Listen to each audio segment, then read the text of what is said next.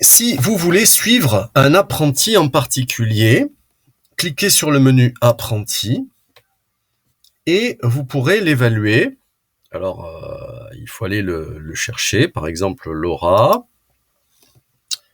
Vous pourrez l'évaluer en voyant ici, sur par exemple remplacer les éléments filtrants. Voilà, alors c'est ici, hein. Voilà, remplacer les éléments filtrants, le volet de droite s'affiche, et donc vous pourrez l'évaluer ici, individuellement, en regardant comment lui-même s'est auto-évalué. Bon, là, il n'a pas encore démarré son évaluation, et comment son maître d'apprentissage l'a évalué. Ben là non plus, son maître d'apprentissage n'a pas commencé. Donc vous pouvez l'évaluer, voilà, en participation ou acquis, ici, voilà. Et vous pourrez aussi partager avec les autres apprentis. Alors, ressources apprentis, une ressource qu'il aurait chargée. Alors, il n'y en a pas là, mais ici, vous auriez 3 petits points, comme ici, et vous pourriez partager, faire profiter de cette ressource aux autres apprentis, au passage, hein. Vous pouvez discuter avec l'apprenti et son tuteur en insérant des ressources.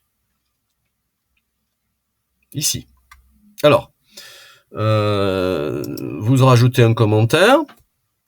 Ces ressources, si vous rajoutez une ressource qui est sur votre ordinateur ou un lien vers un site internet ou un drive, eh bien, vous allez l'ajouter automatiquement aux ressources de l'apprenti, ce qui est bien commode pour lui affecter une ressource spécifique. Si vous cliquez ici sur commentaire interne, eh bien, votre commentaire, votre message ne sera pas visible par l'apprenti, ce qui peut être bien commode pour discuter avec donc le tuteur en privé et avec le chargé de relations d'entreprise. Vous êtes donc 4 à pouvoir discuter ici, l'apprenti, son tuteur, le chargé de relations d'entreprise et vous.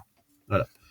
Donc, si vous êtes dans cette partie ici, et non plus dans une compétence, mais dans le carnet de liaison, eh ben, c'est pareil. Vous pouvez discuter ici en occultant, enfin en tout cas en rendant le message invisible pour l'apprenti.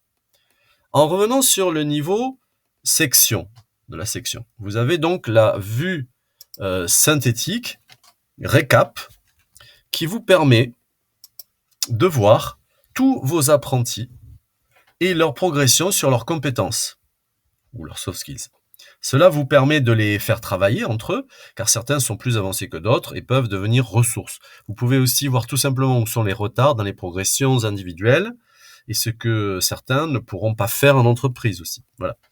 Si vous allez dans le journal de bord, puis dans le menu besoins imminents, vous voyez bien classé et trié, alors pour tous les apprentis à la fois, hein, tous les projets d'amélioration de nos apprentis dans leur travail ou les besoins imminents ou les objectifs à court terme en entreprise, on les appelle comme on veut, dans leur travail.